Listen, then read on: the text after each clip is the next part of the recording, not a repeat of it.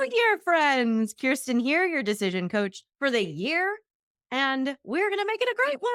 I'm so excited. I hope you're having the best clean slate, fresh energy, momentum, bubbling, lying on the couch, whatever day you need to have, week you need to have right now. Personally, I feel kind of surprisingly energized about the new year. I usually do feel really excited about a new year, a clean slate, but something about 2024 felt a little sluggish, a little difficult, and a little slow, a little hard. And I was talking to a lot of people in December who, especially people setting up their programs to work with me for this new year, the 2025 Aligned Focus Program, which you still can set up. The link is in the show notes. But I was talking to a lot of people who felt similarly to me, which was we were just kind of surprised that December came and the new year got closer and closer, and we were like, "Oh, I'm feeling great about 2025." Not great about a lot of the aspects of what's happening in our country and the world in 2025. Let's just name that. But personally, I'm really happy to be here in this moment in my life and my business and my relationship and in this position to help you make this the best year of your entire life. Can we go there? So, we're going to talk today about the 4 keys to setting the best goals and setting yourself up for success. There are specific things that I want you to do. There are specific ways I want you to think about the goals you're going to set before you set them. And I want you to set yourself up for success because the goal setting is just part of it. And it's usually the fun part of it because we get to think about all of the lovely rewards we're going to reap from all of our hard work. And then life goes on, and then you have laundry to do, and then you have a bill to pay, and then you're like, well, what happened to my goals? It's July. So keep these keys in mind because they are the keys to setting the best goals and succeeding at them. The first one is going to sound obvious, but we have to say it because we need instructions and we like instructions. You have to set the goals. Here's what I mean. You have to write them down. This is non negotiable. I don't care if you're not a journaler. I don't care if you don't use calendars or planners or to do lists. I don't care if you never look at it again. You have to write it down. Don't fight me on it. Okay. Just do it. How about you just don't argue with me? No, I'm just kidding. I don't think you're arguing. There's too much research that says you increase your chances of succeeding at a goal just by writing it down. Just by writing it down. Then we're not going to argue with it. We are going to activate the parts of your brain that are activated by putting pen to paper, which are not activated by simply thinking thoughts in your head. And we are going to make you write this thing down that is important enough to work at this year. The other great thing about this is that you have to get specific enough to put your goals into words. And that's another caveat of this key. You have to set your goals. So you have to write them down and you have to get specific. Make more money, not specific enough. You could find a quarter in the parking lot and the universe would be like, okay, you achieved your goal. Good job. You don't have to assign numbers and dates and specifics to the nitty gritty degree to literally everything you set out to do. But I do want you to notice where you're setting yourself up for success. So write your goal down, whatever it is. Maybe it's something a little vague sounding like get my house organized. Are you setting yourself up for success or failure with the way you're phrasing that goal? Everyone's different. So you personally might be setting yourself up for success just by naming that and writing it down. Maybe you've been thinking this thought, I have to get organized for 15 years of your life. So naming that goal is actually not helpful for you because you've never known what it meant before. You don't know where to start. You don't have a plan for what it means. It's just this idealized perfect version of yourself and your life that you have been constantly referencing. So setting the goal to get organized is actually setting yourself up to fail. So you have to know yourself a little bit here, be honest, and make things specific if it's going to help you. Make more money is usually not setting yourself up for success because my next question is going to be how much? And if you don't know the answer, that tells me you don't know what you're going to do to make more money. You don't know what you're going to explore, what you're going to experiment with, how you're going to know when you have succeeded. If someone makes, let's just use nice round numbers, $100,000 a year, and your goal is to make more money, if this year you make $101,000 a year, you're not going to be satisfied. You're not going to be celebrating that as a win. So get specific. Okay, and my last helpful tidbit here with this key is if you don't know where to start, If you actually don't know what you want your official goals to be, see how it feels to try completing the sentences. I want to achieve blank. I want to experience blank. I want to feel blank, or I want to change blank. You can set an emotion as a goal. You can set a mindset as a goal. Heck, do you know how many people I work with who have a goal amongst everything else that they want to achieve to feel more confident? That is a goal and you can work at it. You're not going to unless you start by naming it. Set the goal. So that's the first key. The second key to setting the best goals and succeeding is not scaling your goals down. Holy moly. Can we check for this for a second? I want you to look at all the lovely goals that you just wrote down that you're so excited to kick ass at and just double check you have not limited yourself unnecessarily. This is a sneaky thing, very cognitive, practical, smart people do. And we think we are setting ourselves up for success by avoiding failure. So you might be setting a goal to only increase your income so much because that is what is appropriate for someone at your level to expect. You might have a desire to spend a month in Italy. That sounds fun. But you might not think people like me can do that. Other people could do that. But my version of that has to be smaller. I want you to check if anything you wrote down is a scaled down version of what you really want. I am all for being practical. I am all for setting your sights on things you do believe you can achieve, but there's a sweet spot. We can call it a stretch goal if we want. There's a stretch zone where you're setting a goal you want to believe you can achieve, but you don't really know how you can do it because you haven't done it before. So you don't have the evidence that it is 100% factually doable for you. And we just want to make sure you are not holding yourself back from that stretch zone unnecessarily. The beautiful thing that happens when you set the goals that you really want to achieve, not the watered down versions of them that you think are more appropriate, is that you are forced to think bigger. I remember the first time I set a goal to make $100,000 in my business in a year. It was a ridiculous sounding number. I had worked my whole life in theater, you guys. Okay. And I have a fancy master's degree from Yale in stage management. I worked at top theaters. I was a real professional in the world, but I was never making that kind of money. And then I made up my own business and then decided I would have the audacity to set this $100,000 goal. I didn't set that goal in my very first year of business. I still set a stretch goal for me based on where I was at the time. It just wasn't that far out. But the first time I set that goal, I'm gonna make $100,000.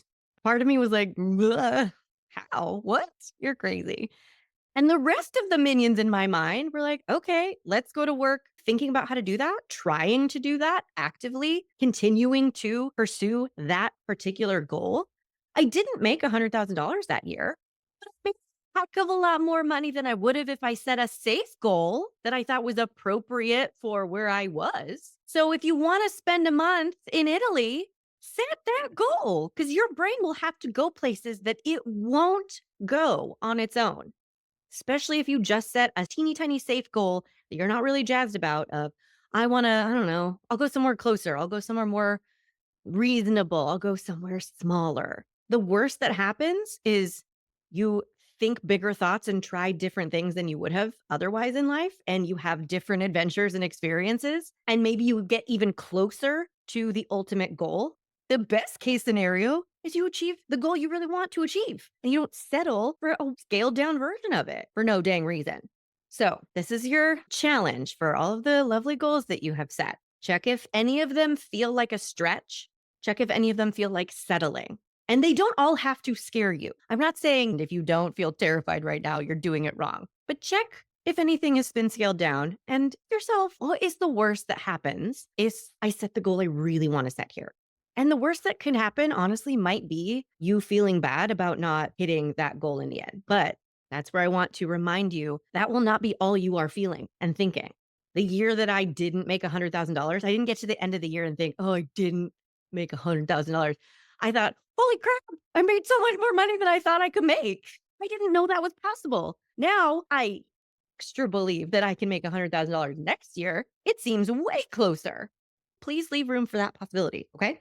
The third key to setting the best goals and succeeding at them is taking action. Deep breaths. I know that when you've just set maybe 4 to 7 goals right now, you might think, oh, hold on, my inner chihuahua is getting a little amped up here. I can't take action on all of these all at once. I will explode. I will burn out. I will feel scattered. That will not feel good. So that's not what I'm saying. I'm not saying these goals are out of reach if you don't do all of them all at once right away. But you have to take some action so that you can start feeling momentum. Clarity breeds action, action breeds momentum. And some of these goals you might not tend to the second half of the year. That's fine. The action I want you to take is making that decision. So, actions you can take for any of the goals you've set are make a plan, make it real, right? We're zooming out to what do we want in 2025? So, zoom in. What does this mean for January? Is this goal going to get any of your time, of your energy, of your money in January? You can also just make a decision. Okay, this I need someone's help with because I don't know how to do it by myself. Great. Or this, I'm going to explore my options for what could even be possible. Great. We want to make it official, not just by writing it down, but by bringing some of it into reality from inside your head. Our heads are busy, swirling universes. We don't want all of your dreams and hopes and desires and goals to just live inside of your head with no physical evidence in the tangible real world they actually exist. So if you're going to make a decision, do something tangible with it. I know it sounds silly, but Post-its can be your best friend. If you're going to make a plan, write it down, put it in an email to yourself, put it on your calendar, do something in the physical world so you get that momentum started. And you don't have to do this all at once. I know I'm talking real fast and my hands are moving all over the place, but that's because I'm excited about the new year. Sorry, not sorry. You can take January to take the first steps in all of your goals. Make the plans you need to make. Take the actions you need to take. Are you going to start doing, I don't know, green smoothies or overnight oats? Go get the stuff at the grocery store for it. Some kind of real, tangible action. It's going to feel so satisfying. It's going to feel like a win, like you've won already. You're setting yourself up for success and you're building momentum, showing yourself, yeah, I'm going to really walk my talk here. The final key to setting the best goals and succeeding at them is use your calendar. This might be the most helpful thing you can do to set yourself up for success. And I will tell you, the work of this is eliminated when you hire a coach or some kind of partner in crime to help you make sure you stay accountable to your goals and stay aligned with what matters to you and stay in action where you want to. The drop off of momentum is real. The drop off of focus is real. Too many things that we can't plan for just always happen. Always seem to pop up where they seem least convenient and least expected. And now you have your daily life work to do on top of managing whatever surprise life has decided it is time for. And if you had a goal to get your house organized or play more with your creativity or write your book or plan a vacation and it's not at the forefront of your mind and you have no way of easily reconnecting with it, you're setting yourself up to throw it in the back of the car. Just shove it to the back of your brain, get to it later if there's time, which there won't be. That's not important right now. I have other things to deal with. The simplest version of this would just to be putting things on your calendar. Here's what I would do, and here's what I would recommend. Everybody's going to operate differently, so do what would be best for you. But here's what I would do. I would put a 2-hour chunk just because it's harder to ignore than a 1-hour chunk on my calendar. I use Google Calendar. I would not put a reminder because those are too easy to dismiss because you're in the middle of something else and then you never remember it again. I would put a 2-hour chunk on my calendar, some chunk of time away from now. Maybe a repeat every month, every 3 months, or every week, if that's the pace of your goal. You kind of have to work with yourself here.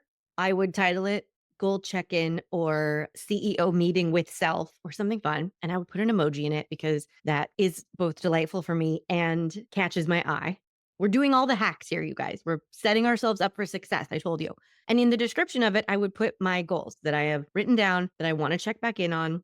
We're looking for ways to make it easy for you to keep this stuff top of mind. I don't mean to come off desperately afraid that you're going to forget about all of your goals, but If we don't check back in with them, we're essentially setting out on a trip, hoping that we ever stop for gas and maybe get somewhere. I really want you to think about the ways you guarantee you're going to get somewhere. If you've ever been on a road trip, I have been on one cross country road trip. It was with one of my best friends from grad school. It was years after grad school. We drove from Santa Monica, California to Brooklyn, New York in a U-Haul that we nicknamed Deep Eddy because you know how U-Hauls have pictures on the sides of them? Some of them are historical landmarks, I think, or natural wonders, or just I don't remember why this one had a spaceship. I think it was a spaceship, and the spaceship was called Deep Eddy. I can't tell you. Obviously, nothing stuck but the name. It was a hilarious trip. But what we didn't do was leave Santa Monica being like, hope we get to Brooklyn. That's our plan. No, we picked the route. We found out where we were going to stop for gas. We picked where we were going to stay. We decided what sites we were going to see along the way. Did things surprise us? Yeah.